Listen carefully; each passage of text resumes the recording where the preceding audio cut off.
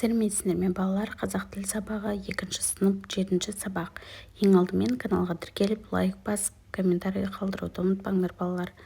Бірінші, бүгін тақырыбымыз О әрпінің жазылуы.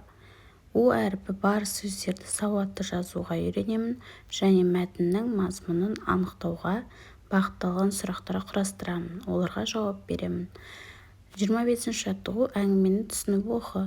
Рауан Абайдың «Білімдіден шыққан сөз» деп басталатын өлеңін оқып отыр.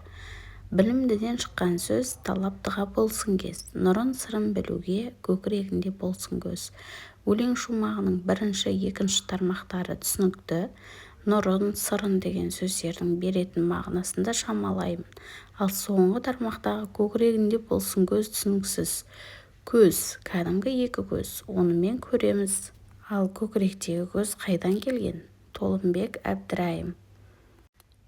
Әңгіме мазмұны бойынша сұрақтарды толықтырып жауап беріп көр. Кім өлең оқып отыр? Рауан өлең оқып отыр екен, е? Шумақтың қай тармақтары түсінікті? Бірінші, екінші қатары түсінікті. Сұрақ толықтыратын болсақ, бұл жерде көкірегінде болсын көз деген түсініксіз болып тұр, е? Көкірегінде болсын көз дегенді қалай түсінесің? Мәтіннен у дыбысы бар сөздерді тап дейді. Сол сөздерге төмендегі үлгі бойынша талдау жаса дейді.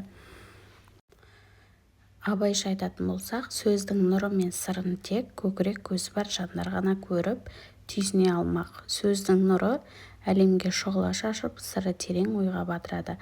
Адамның көкірек көзі ашылса, тәңірісін танымақ. Маңдайдағы көзімізге емес, көкірек көзімізге сенсек, ешқашанда адаспаймыз.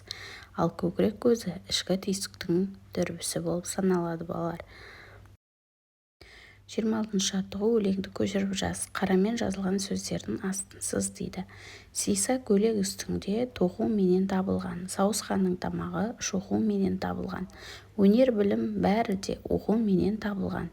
Жауаптардың сұрақтарын тауып айт дейді. Сұрақ құрастыратын болсақ, өлеңнің авторы кім? Өлеңнің авторы Ыбырай Алтынсарин. Өлеңде не туралы айтылған? Өлеңде киім тоқумен, сауысқанның тамағы шоқумен, өнер білім оқумен табылатын туралы айтылған.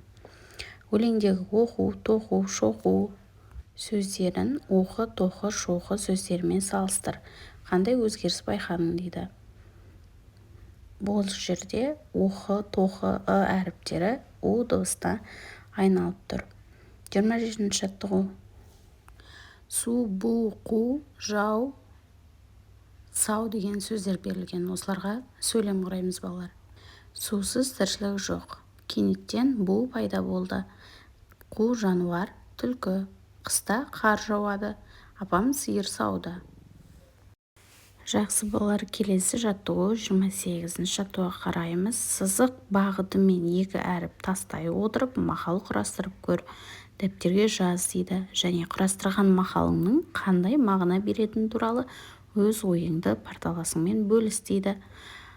Мақал құрастырайық. Оқусыз білім жоқ. Яғни оқымасақ, әріп танымасақ, онда бізде ешқандай білім болмайды екен, я? Жақсы балалар, каналға міндетті түрде жазылып алыңдар. Лайк басып, комментарий қалдыруды ұмытпаңдар.